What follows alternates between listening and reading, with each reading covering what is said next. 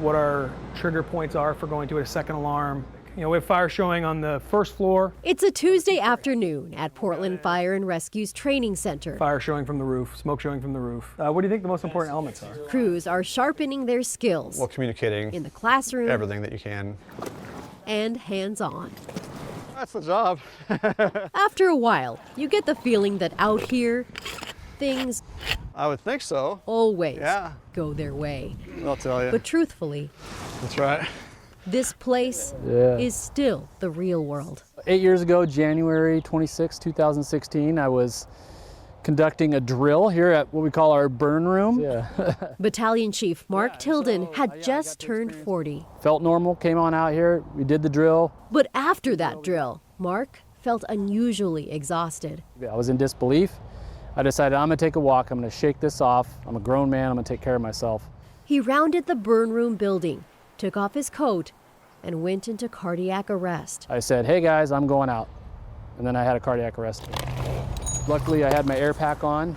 Doctors later told Mark he'd suffered a complete blockage of his left anterior descending artery. And it's also known as the widowmaker heart attack. You know, that's a 2% survival rate for that type of heart attack.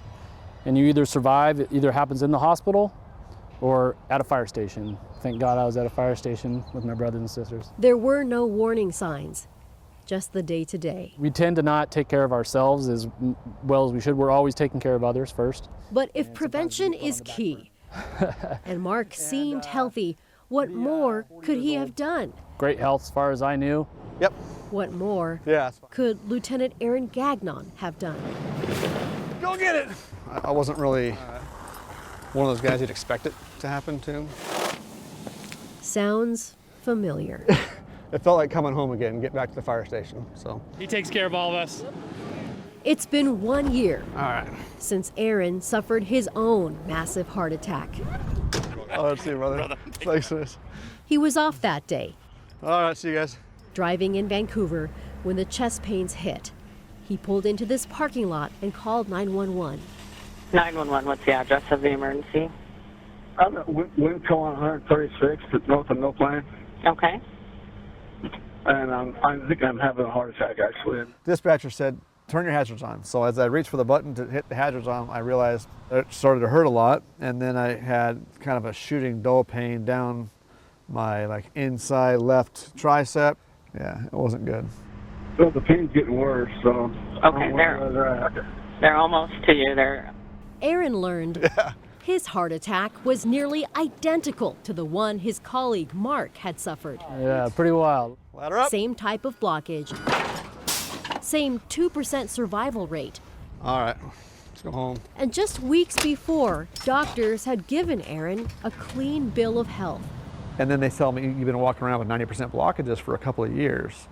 And then, so that's when I said, well, how in the heck am I supposed to know that? Because Aaron pressed for the answer, determined to learn something, anything that might prevent a widowmaker heart attack from blindsiding someone else. And that's when they said, well, you could have had this one CT scan that would have shown that, and I had never heard of that, and I didn't know. I was upset that I had never heard of it. Why have I never heard of it?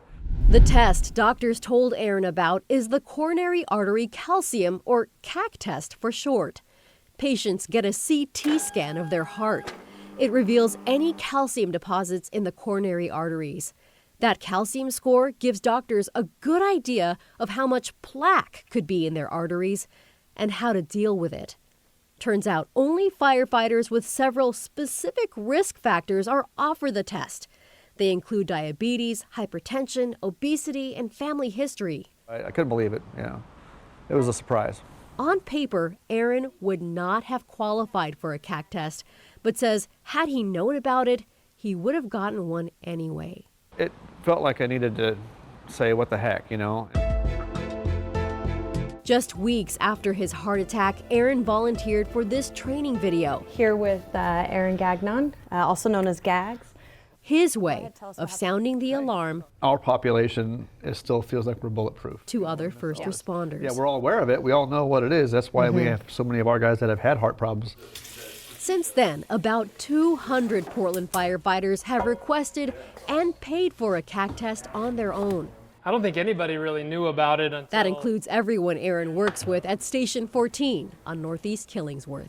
I think we were all kind of in disbelief, really. I think it's on everybody's radar. Watching Aaron go through what he went through, it had a dramatic effect, not only on me personally, but our family. After Travis Chipman took the test, he shared his results with the whole team. Not good. So 0 is the best, and at 700, they say a heart attack is extremely likely, if not imminent, and so I'm at 822. So He wouldn't have known any of that without Aaron. yeah. We get close, we become like brothers and sisters and family. And in this case, Yep, granddads. co-grandparents. Our children are married to each other. Yes, my daughter and his son are married, yes. And we have a shared grandson. A grandson who might be missing one or maybe both of his granddads, That would suck, yeah. if not for a miracle Very grateful. and the resolve Yes, very grateful. Yeah. to make it count. Since Aaron's heart attack, I'm down 35 pounds, and I'm eating right, and so it's pretty cool. I'm only down 20. I need to work harder. Of the 200 firefighters who've taken a CAC test, about 15, including Travis, learned they needed medical or corrective intervention. And beginning next year, because of union intervention, all members over 40 will be eligible for a routine CAC test. It might save someone's life, right? You never know, right? Hopefully. It all goes back to the training and careers built on saving people's lives. But sometimes, no amount of training The job takes a toll on our bodies, it just does. can replace what life teaches us. We're not bulletproof. We still need to take care of ourselves. In Northeast Portland, Catherine Cook, KGW News.